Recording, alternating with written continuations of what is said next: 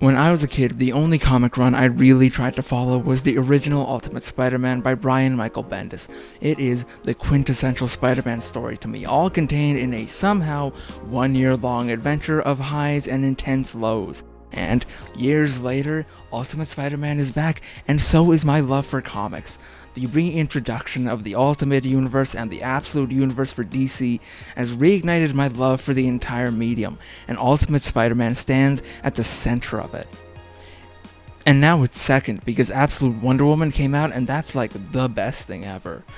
But it is still a strong second, and it is still in essence in the center. In Ultimate Spider-Man, May's dead, Ben's alive. If you hear that and your first thought is immediate doubt and cynicism, that makes sense. Comics are no stranger to subversion for the sake of subverting.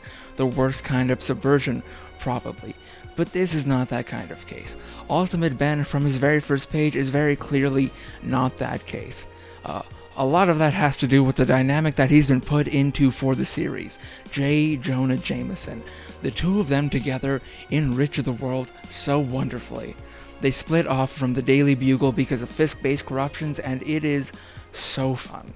Ben is this great balance to Jonah. He's someone that can parry the Jonah isms. That part of Jonah isn't gone, but is instead given a new avenue to explore it. This Jonah is more stable, but it doesn't feel like a rewrite. It instead feels like a natural extension of having Ben to bounce off of. Their conversation where they first decide to go indie is a great showing of that. Ben wants to do it the right way. He wants to seek out the truth. Jonah says there's no truth in the news and that it is a dirty business.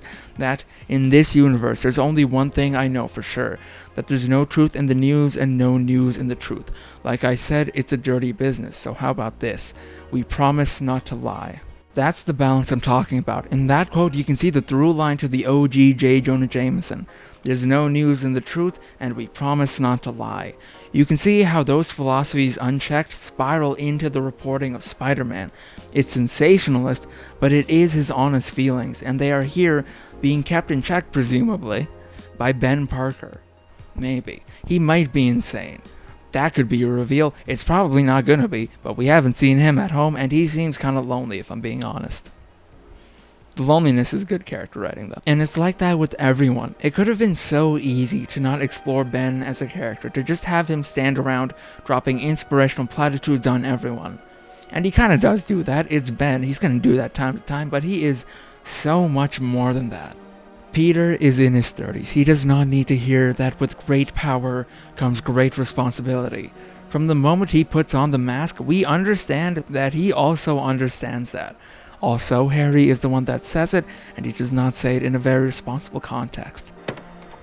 Ben doesn't need to give Peter brand new life lessons, but what he can do is add his years and years of life experience and knowledge and add layers to what Peter already knows. When Ben finds out that Peter is Spider-Man, he preempts it by saying that May would be proud of him. He doesn't tell Peter that he has to be responsible. They instead talk about that responsibility. These are two men that understand the weight behind their actions. They are doing what they have to do because there is evil and someone has to stand up to that. Their relationship just feels like such a natural extension of what it could have been if Ben really was alive in the main universe. Maybe not like right now. I mean, maybe like in a few months, in a few years ago. Not right now.